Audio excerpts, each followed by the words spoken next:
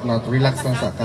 But also, I would like to add up to the statement of Tito Nonoy, this effort is not only limited to me, to Aldo, or Menchi, but actually, you guys being here, the people behind the sound system, all of the people who actually contributed to make this a reality.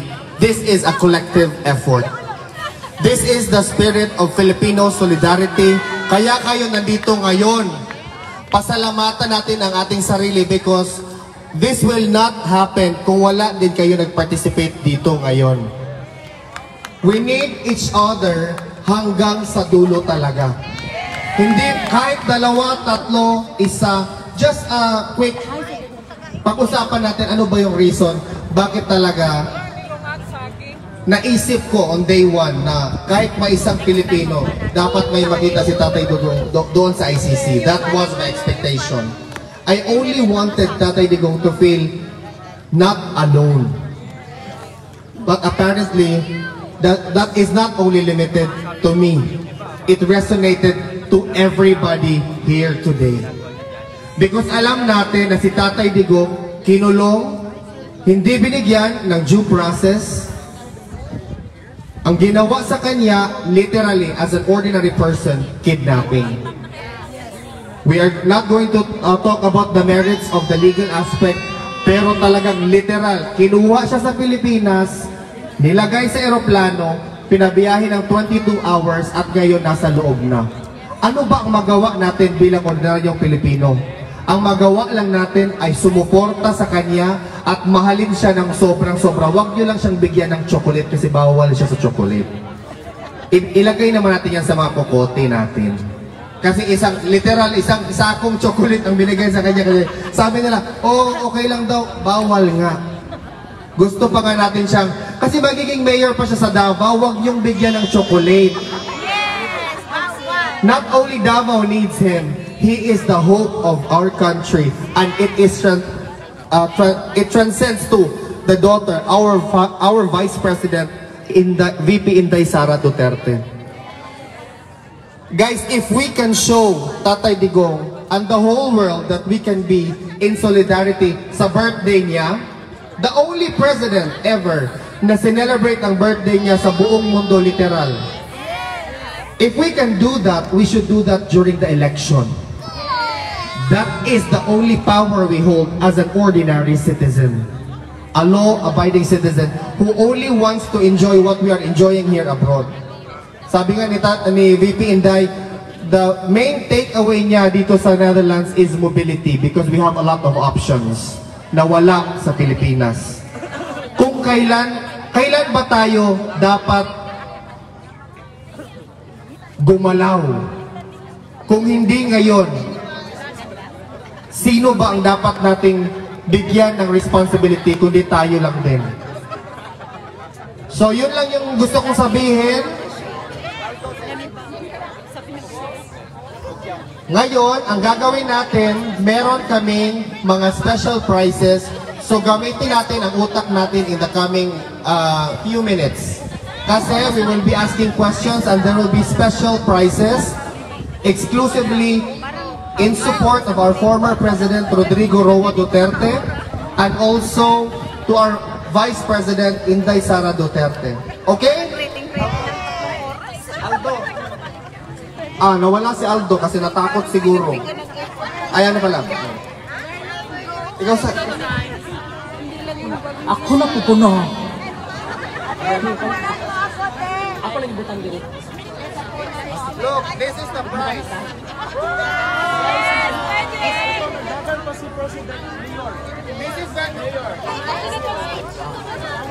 You know, these prizes are really instrumental because ginamit pa to during the election in 2016.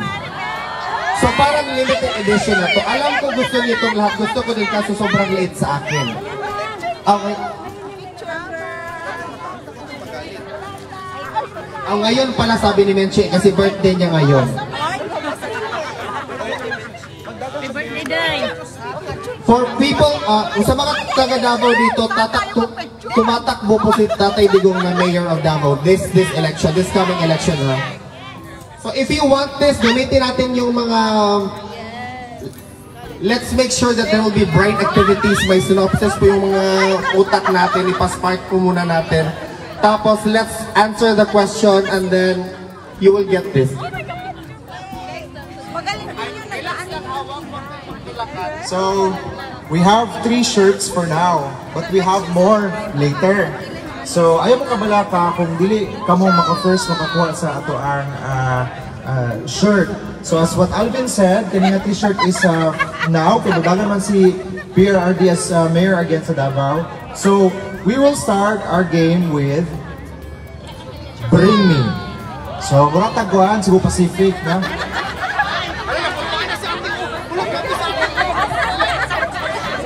So, trial ha, trial.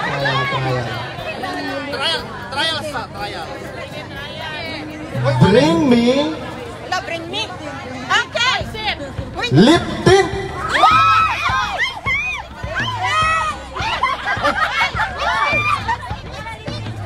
Trial pa man eh. Wala naminaw. Wala na paminaw sa instruction.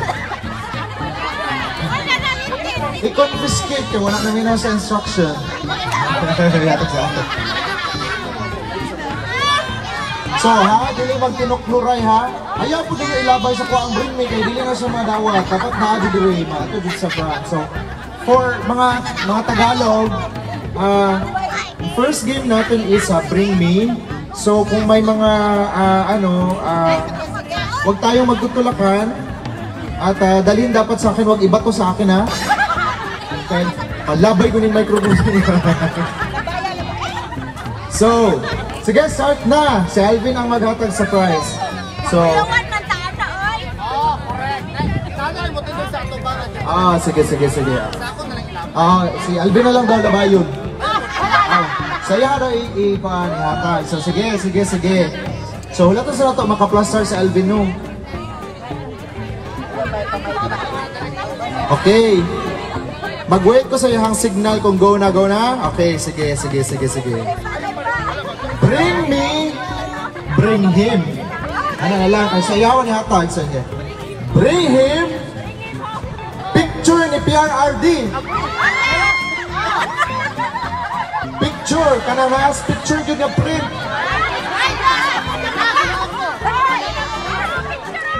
Ano ko din? Ay, hatag. Sawa mo na. Okay, so ginasettle pa sa ito ang nahatag na ma'am. Sa ito ang judges. Okay, sige. So, ihatag nga ang isa ka t-shirt. Okay, thank you. Sama. Sila. Okay, another tiebreaker. So,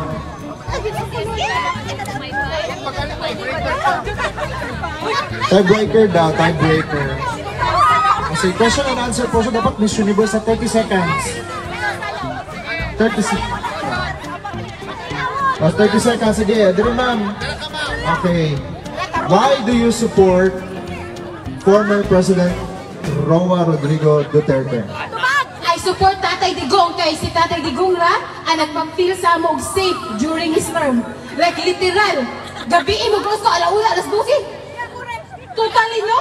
Tapos na tungod ni Tatay Digong, ako'y mga kailang ako kabalo nga nagamit banday o kanapuan, natingalan ako kay naana sila sa barangay. Dapat tungod sa ma'am.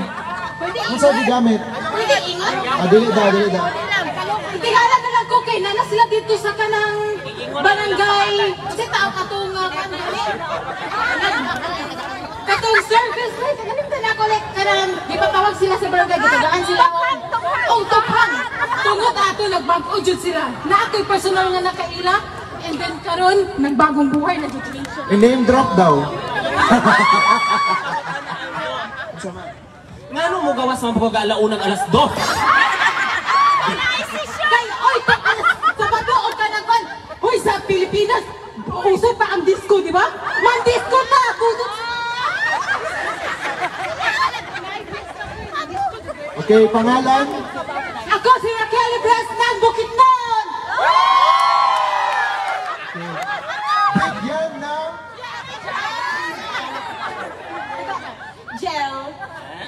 from Luzon, Quezon City. Yeah, but I'm from New York. Why do you support PRRD po?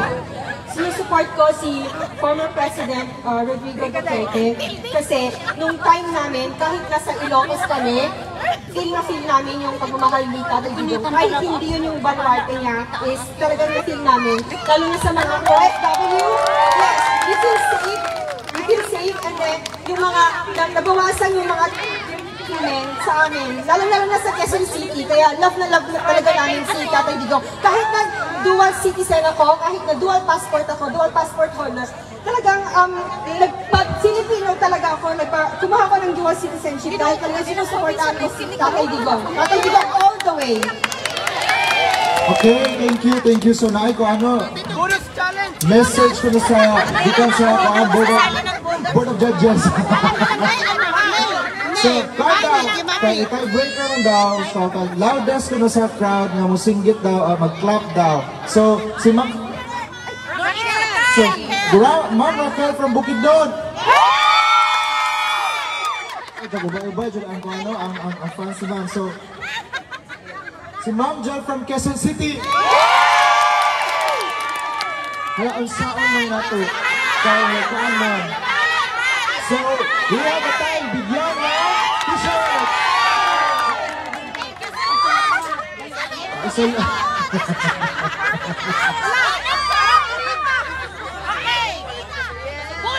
Ang maulahi daw kay Bawiun.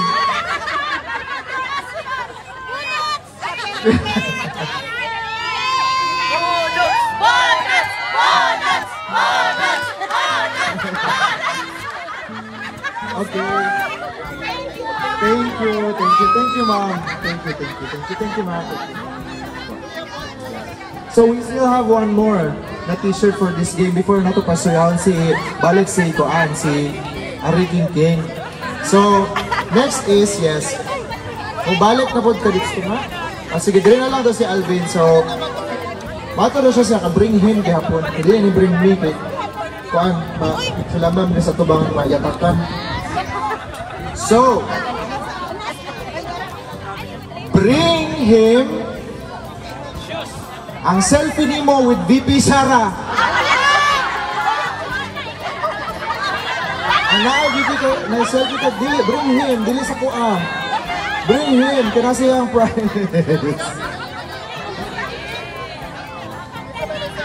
Bring him.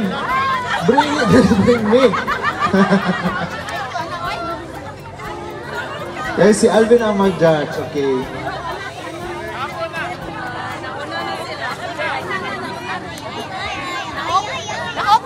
Let's bring him. Bring me. It's him. It is to be him.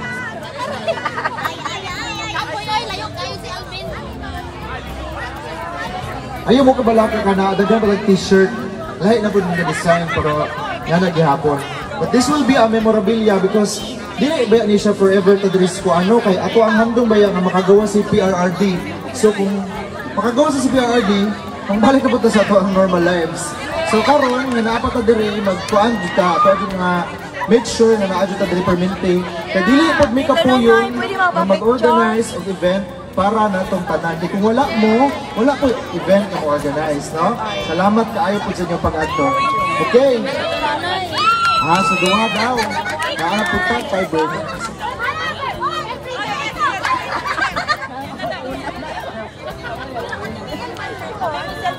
Pinky! Pwede pa picture niya ni dapat ka magpupunta. Ay, cellphone! Yes, ma'am, budol. So, okay. Pangalan, ma'am? Joy! From? Jensen. Ay, babayan din ako hindi ay. Ikaw, ma'am, pangalan? Rachel. Kabadbaran. Badbaran. So, kuan ka lang. So, tiebreaker na sa tanong, kay kuan siya ba sa last na sa lagay for now, kay nasa kasi Ari King. So, ma'am, ang question is, what is your motivation na nagsayo ng pag-adto dito sa detention center? Unsa man imong motivation, ma'am? Last birthday ni Tatay Digong, Saturday. Ay, nakadiri, nakadiri. narinig diri. So, for me, sa'yo kayo po tungod kay gusto na ako mag-feel sa ako ang mga friends sa bisag, layo ko gikan, naningkamot ko para makita kong abot diri, and if maka-invite ko sa ilaha o mag-invite na diri, then makakusap ang tanan diri and mag-enjoy sa mga Dali day, Angela day, dali day. Na-shock yun ko. Eh, bago lang kong abot niya, they asked me to say something about our beloved Tatay Digong. By the way, gikan ko sa Germany. I'm working as a nurse sa Germany, and it happened last March na I celebrated my birthday here in the Netherlands, and my partner is also living here in the Netherlands. I was in Amsterdam and I was shocked na nahitabo ng ato ang pinalanggang former President Tatay Digong was arrested and was extracted from Philippine soil, dala diri sa ICC. So I am one of the nurses na nag-volunteer na alaga sa ato ang former president because they brought our president dito sa dito sa Netherlands without checking his health if he is fit to travel or not. So I called one of the, I don't know who she is, nag-volunteer ko to be his nurse, and yeah, I'm on the waiting list. And during that time, I was in Amsterdam, as in naratod ko kayo. I was born and raised in Davao City, as well as my parents, dito po sila nagdako. Pati ako ang lolo o lola. And knowing Tatay Digong, he is like our father, amahan. Amahan siya sa Davao. And I remember before siya naging president, I met him in Marco Polo Hotel. And it was a dream come true kay.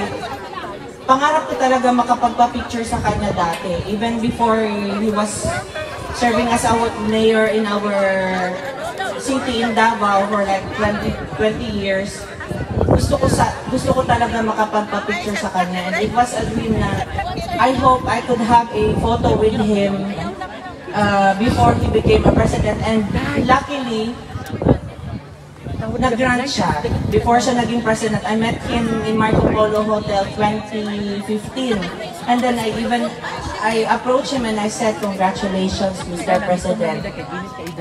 And his answer was in Bisaya, "Una-una man ka, wa ka gani." And then he was like smiling at me. And then, yeah, we had a photo together, and I kept on reposting that photo during his birthday.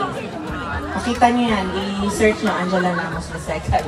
Nandun yung photo niya, nirepost ko.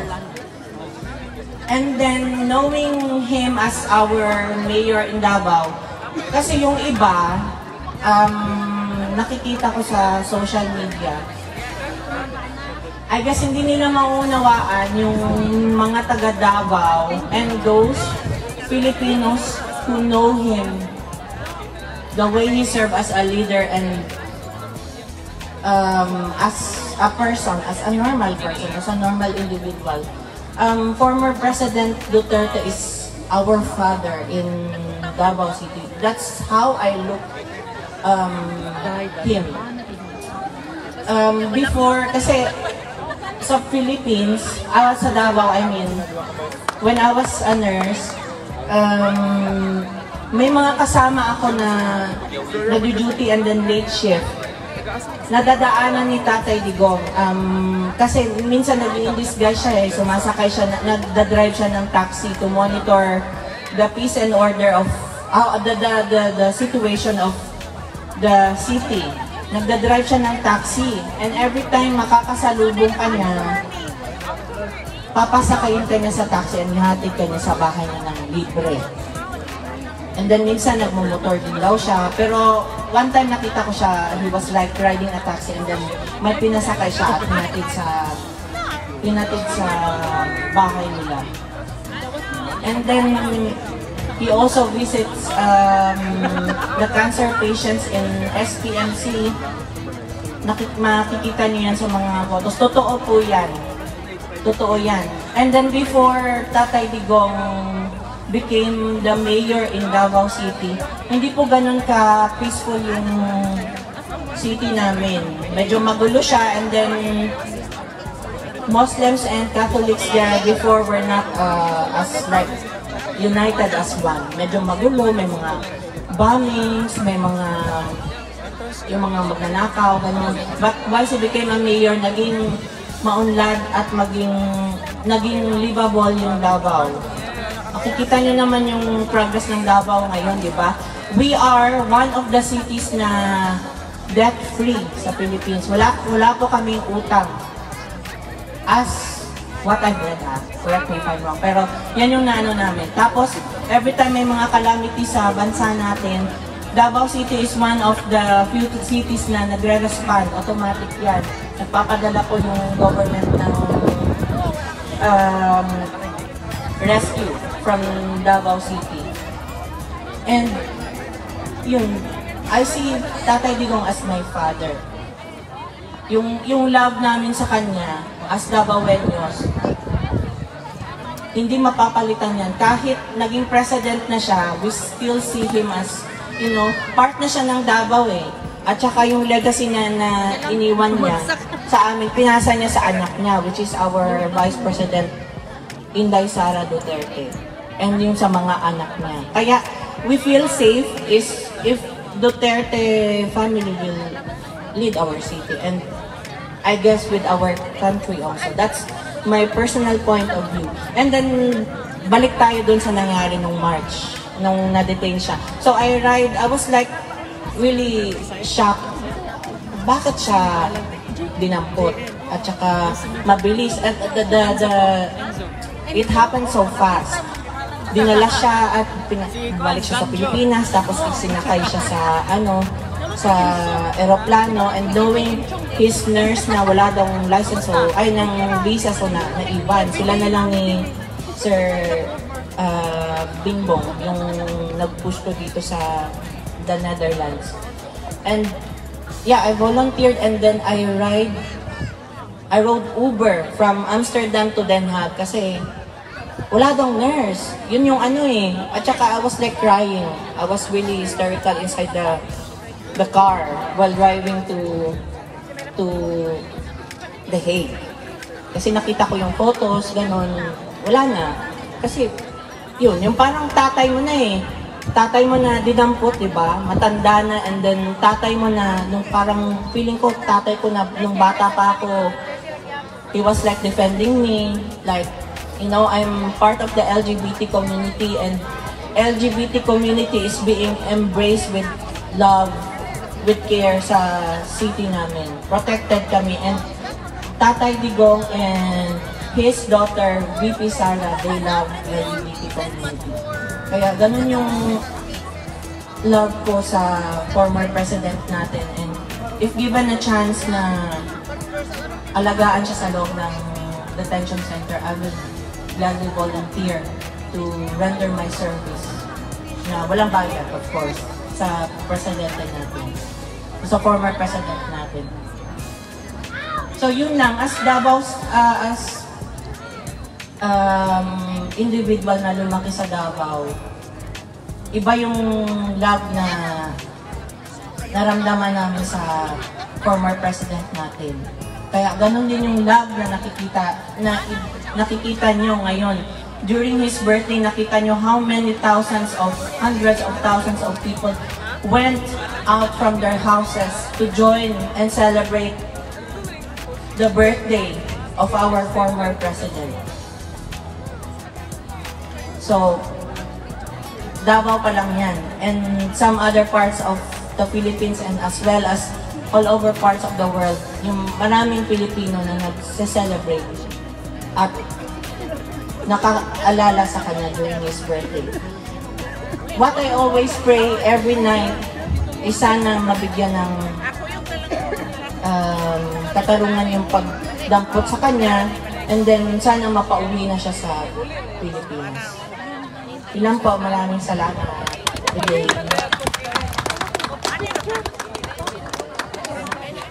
Thank you kay Miss Angela no na testimony jud niya siyang gikan siya sa Davao. So now we're going to proceed to our photo selfie with Tito Nonoy. So ang ato ang rules kung makipag-selfie kay Tito Nonoy is that we start our line dito sa likod, mutuyok ta diri, human mag-exit ta dito sa pikas. So diri si Tito Nonoy sa tunga. So, naanay pila dito. So, mag-start ka dito og pila sa likod. Sa gawas ha? Sa gawas sa barricade. Ay, talaga sa barricade? Oo, sa gawas. Sa gawas. So, sa gawas sa barricade. Tapos, dire and exit dito. Tapos, balik na punta sa ato ang crowd. But first of all, I would like to acknowledge the arrival of the fellow Filipinos kababayan from Switzerland. Thank you so much. There they are. Thank you so much for coming, mga ma'am, mga sir. And welcome to the Netherlands in support to President Duterte. And I hope you enjoy our gathering today.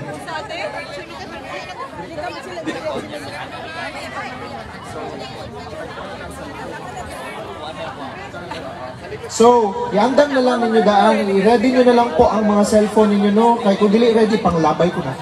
Joke. Sige. Sige, i-ready na lang ninyo ang yung camera para paspas ta sa mag-take of photo. So, entrance, exit. So, speak ka. So, pila na sila, ma'am. So, i-assist lang din.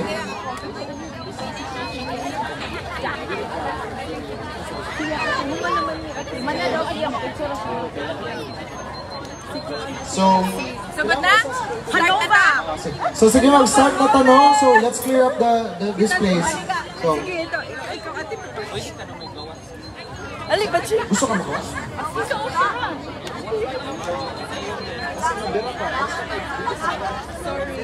Kalma lang, Tito Nonoy. Ana, okay na, ana? Kalma lang. Ipi ako haon. Thank you, ate. Dali, ako na pati. Ako picture na ito. Sige, go. Tingsak, ito nasa kay Murag. So, exit ito ha, exit sa pikas, yes. So, para ko anta organized, systematic. Okay. Iandam na lagi ang kamera, kaya kung dili lagi na maandam, ang bukpon ko ng mga... Go! Ako picture? Yeah. Ikaw lang mo picture? Andaman lang daw ang kamera. Ay, Minty! Meeting de avance para sa mga senador ng PDP. Unang-una na si Senator Bongo, si Senator Bato de la Rosa, si Senator J.B. Himlo, si Senator Raul Lamino, si Senator Jimmy Bondoc, si Senator Philip Salvador. At meron po silang mga guest candidates napakahalaga dahil kailangan yung 10 ay maalala ninyo. Si Senator Vic Rodriguez, si Senator Rodante Marcoleta, si Senator Richard Mata, and of course si Senator Pastor Apollo Kibuloy.